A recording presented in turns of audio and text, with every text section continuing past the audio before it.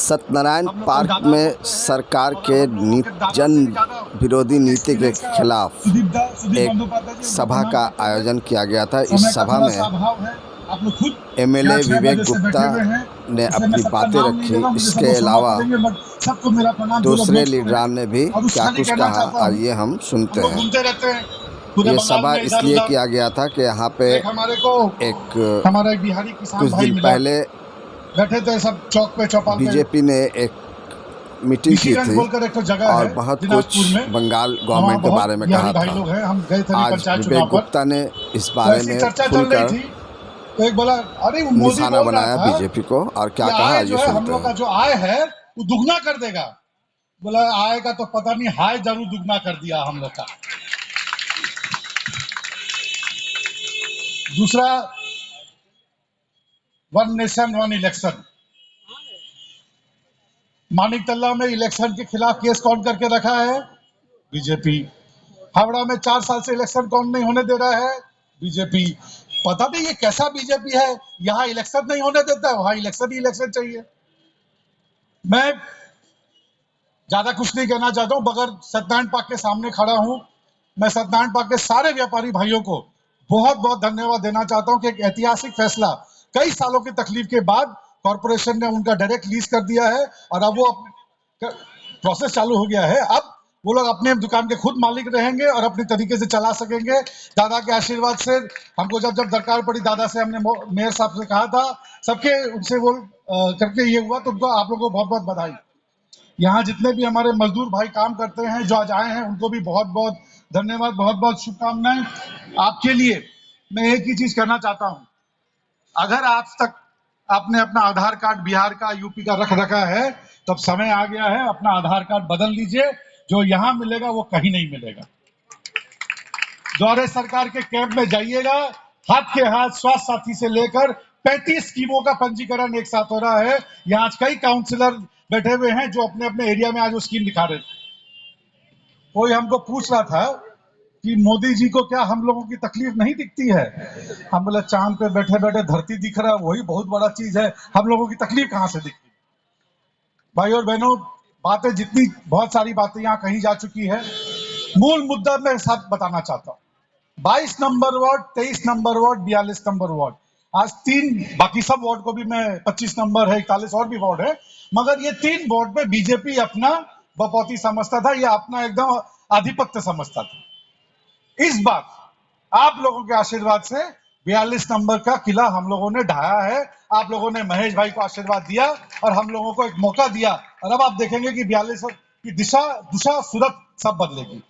आने वाले चुनाव में मैं खाली हाथ जोड़ के आपसे एक ही विनती करना चाहता हूं। दीदी बोलती है भाजपा हटाओ देश बचाओ, मैं बोलता हूं भाजपा हटाओ बड़ा बाजार बचाओ। कर रहे हैं हमारे सांसद उत्तर कलकत्ता के अभिभावक श्री सुदीप बंदोपाध्याय जी।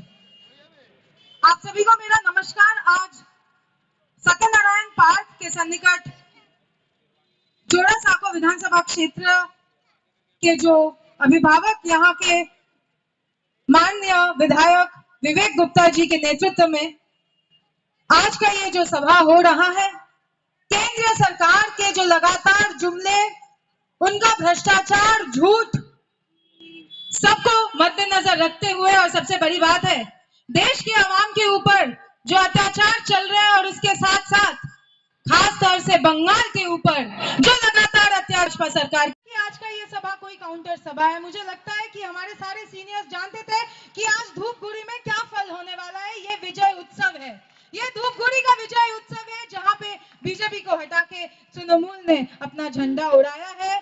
जैसे 42 नंबर वार्ड में सालों सालों का अत्याचार को खत्म किया है महेश जी ने, और यहाँ पे तृणमूल कांग्रेस का सरकार बनाया है इस वार्ड के लिए। आज आपको मानना होगा कि ये लोग आके बंगाल में मीटिंग मिছিল करते तो है भाजपा वाले, वही भाजपा जो लोकतंत्र का गला घोट रहे पूरे देश में, वही लोकतंत्र आज दीदी के शासन में बंगाल में कायम है, तभी वो लोग सुरक्षित ये सभा कर सकते हैं। अगर ये लोकतंत्र नहीं होता तो ये दिखते नहीं भाई साहब, ये दिखते नहीं। तृणमूल कांग्रेस के कर्मी अकेले काफी थे। आज देश बहुत अच्छी तरीके से चल रहा है, आप सभी को पता है देश में क्या हो रहा है क्या नहीं हो रहा है, और मोदी जी तो बखूबी देश को चला रहे। ऐसे चलाओ देश कि 1,03,00,000 रुपया कर्जा लेके देश चलाना पड़े। ऐसे चलाओ देश कि देश के अमीर और अमीर बनते रहे, बनते रहे, बनते रहे, और देश के जो गरीब वो गरीब बनते रहे, बनते रहे, बनते रहे, लेकिन उनके जिगरी दोस्त दुनिया के सबसे बड़े अमीर आदमी बन जाए। ऐसे चलाओ देश। ऐसा निस्वार्थ दोस्त कहीं मिलते हैं मोदी जैसे? भाड़ में जाए देश, भाड़ में जाए गरीब। मेरे दोस्त, मेरे अजीज, ये बड़ा आदमी बनना चाहिए और बना रहे हैं इनको बड़ा आदमी। आज G20 का समिट हो रहा है। मोदी जी गरीबी हटाने में विश्वास नहीं रखते हैं। मोदी जी गरीबी छुपाने में विश्वास रखते हैं। इसलिए जिस रास्ते से G20 के गेस्ट बाहर बाहर देश से आएंगे और जाएंगे, उधर पे गरीबी हटाने के लिए बस्ती उच्छेद हो चुका है। लोग रास्ते में आ गया है और कवर लगा दिया गया है दोनों साइड में, क्योंकि गरीबी हटाओ नहीं, गरीबी छुपाओ। बड़ा अच्छा हालत है देश का। हम लोग का नाम तो इतना रोशन हो रहा है पूरे दुनिया में देश देख रहा है कि एक हाथ में बिल्किस बानो के बलात्कारियों का मंगल महिमा किए जा रहे हैं, उनको गले में माला पहना के उनको मिठाई खिला के रास्ते में परेड किया जा रहा है, और दूसरे हाथ में मणिपुर की बेटी को निवस्त्र करके रास्ते में चलाया जा रहा है। ये है हमारा देश। वाह मोदी जी वाह। नहीं लेते, लेकिन ये आप सबको मानना पड़ेगा। एक बिना छुट्टी लिए पूरा दुनिया कैसे घुमाया जाता है, ये मेरे को सीखना है। मेरे को इससे बहुत प्यार है, इससे बहुत लगाव है कि बिना एक दिन की छुट्टी लिए पूरा विश्व घूम रहे हैं ये हमारे मोदी जी, और बोलते हैं कि विश्व में हमारा नाम ऊंचा हो रहा है। मोदी जी आप जब किसी देश में जाते हो, वहां के सांसद बोलते हैं इस आदमी को यहाँ से निकालो क्योंकि इसके देश में भ्रष्टाचार हो रहा है, ये गरीबों के ऊपर अत्याचार कर रहे हैं, ये संख्यालघु के ऊपर अत्याचार कर रहे हैं, ये ऊपर कर रहे हैं, ये ऊंचा कर रहे हैं हमारा देश। मोदी जी आप षड्यंत्र बड़ा अच्छा रचते हो। षड्यंत्र अगर रचा जाए तो भाजपा जैसे रचो, पुलवामा जैसे रचो कि शहीदों का शहादत भी हो, सत्ता भी मिल जाए, और जिस किसी ने आवाज उठा दिया सबको देशद्रोही बना दिया। लेकिन बिरयानी तो मोदी जी सिर्फ पाकिस्तान में ही जाके खाएंगे। हमें बोला जाता है मोदी जी बड़े संस्कारी आदमी है, भाजपा वाले बड़े संस्कारी होते हैं। वो लोग मांस में हाथ नहीं लगाते, मदिरा का नशा उनको नहीं है। मदिरा का ग्लास जब अमेरिका में उनके हाथ में उठाया जाता है तो वो क्या बोलते हैं? वो बोलते हैं कि नहीं नहीं मैं तो नशा नहीं करता हूँ, मुझे मत दिए। मदिरा का नशा नहीं करते लेकिन धर्म का नशा तो करते हैं। इसलिए देश में उन चंद नौजवानों को, सभी नौजवानों को आप धर्म के नशे में भ्रष्ट कर दो ताकि वो लोग प्रश्न नहीं पूछे कि रोजगारी कब आएगी। पूरे देश में राष्ट्रवाद का जंग छेड़ दो ताकि कोई सवाल नहीं पूछे, अगर जीने को मिले तो उसी को ही आदमी विकास समझे। ये है हमारा देश। वाह मोदी जी वाह। आप तो भेखदारी निकले, पहले अपना भेष बदले, फिर अपने कपड़े बदले, फिर सांसद बदले, और अभी भारतवर्ष का नाम बदलने जा रहे। इंडिया को भारत, भारत को इंडिया, क्या मुद्दा है? सोच के देखिए। जब भी बेरोजगारी, जब भी जो महंगाई, ये सब मुद्दे जब पीछे चला जाता है और इंडिया वर्सेस भारत जैसे मुद्दे आपके सामने लाया जाता है, तो सोच के देखिए किस मुद्दे से आपका ध्यान भटकाया जा रहा है, किस मुद्दे के ऊपर पर्दा गिराया जा रहा है। सोचना प्रैक्टिस कीजिए। आप इंडिया में रहते हो। अदानी का जो भ्रष्टाचार चल रहा है वो आप सबको पता है, उसके ऊपर पर्दा गिराने के लिए आज इंडिया वर्सेस भारत डिबेट शुरू हुआ है। One India, one nation, one election दिखेंगे या नहीं? 5 साल में एक बार आएंगे, अपना शक्ल दिखाएंगे, उसके बाद 5 साल गायब और मरेंगे भारतवासी। इसलिए इसका जवाब हम लोग देने के लिए तैयार है। बंगाल में भाजपा के बारे में क्या ही बोले, तृणमूल कांग्रेस के जितने जंजाल हम लोग हटा दिए थे, सबको मिला के तो बंगाल का भाजपा बनाया है, और वो आ गए ममता बनर्जी तृणमूल कांग्रेस से जंग लड़ने। बताइए, हम बोले अस्त्र कहाँ है? जंग लड़ने आए हैं, अस्त्र कहाँ है? दिखाइए। बोले अस्त्र नहीं है। एक पॉलिटिकल पार्टी का अस्त्र क्या होता है? आप जैसे आवाम का प्यार, आदर, सम्मान जो वोट बॉक्स में जाके आता है, वो है भाजपा के पास? नहीं है। इसलिए मुश्किल में पड़ गए। जब आप मुश्किल में पड़ते हो, आप किसके तरफ जाते हो? किसको फोन मिलाते हो? परिवार को ना। भाजपा मुश्किल में पड़ता है तो वो भी अपने परिवार को याद करता है। ईडी सीबीआई उनके चचेरे भाई, आजा भाई केस कर दे, ईडी केस ठोक दे, उसके बाद तुझको ट्रायल नहीं करना पड़ेगा, मीडिया बाकी सब ट्रायल कर लेगा। क्योंकि ईडी वाले इतने नालायक हैं, मैं नहीं बोल रही हूँ, आंकड़े बता रहे, ईडी वाले इतने नालायक हैं, 2005 से लेके आज तक 5000 के ऊपर ईडी में केस दर्ज किया गया। और आपको पता है कितने केसेस के ये लोग हल निकाल पाए हैं? सिर्फ और सिर्फ 25, 0%, 42, 0.42%, ये है उनका कन्विक्शन रेट। ईडी दिखा रहे हमें वो जो कतार हुआ था ना, नोटबंदी का कतार से लेके ऑक्सीजन के लिए मर रहे पेशेंट्स कोविड में, उनके कतार तक जब हम लोग वेट कर रहे थे तो बीजेपी सरकार का असली रूप क्या है वो हम लोग समझ गए थे। और जिस दिन हमारी शेरनी कलकत्ते से बंगाल से गई वहां पे दिल्ली में, उस दिन हम लोग सब समझ गए कि अभी कुछ बड़ा होने वाले, कुछ वरिष्ठ होने वाले। बनाना इंडिया अलायंस, आप लोग सभी इस इंडिया अलायंस के ऊपर आप लोग अपना जो विश्वास है रखिए, क्योंकि हमें विश्वास है कि दीदी ने जैसे बंगाल का उन्नयन किया है, दीदी ने जैसे बंगाल के आवाम के लिए बात किया है, दीदी ही है जो देश के लिए बात करेगा, दीदी ही है जो देश को इस गुलामी से बचाएगा, दीदी ही है जो हमें आगे लेकर जाएगा। भारत आबार जगत सभाय श्रेष्ठ आसन लबे, और ये आसन हमारे दीदी हमें दिलाएंगे, हमारे सेनापति अभिषेक बंदोपाध्याय हमें दिलाएंगे। उससे पहले प्रियदर्शनी बोल रही थी तो उन्होंने कहा कि कुछ लोग ऐसा बोल रहे हैं कि यहाँ पर एक मीटिंग हुआ था कुछ दिन पहले और उसके काउंटर में आज ये तृणमूल कांग्रेस ने मीटिंग किया है।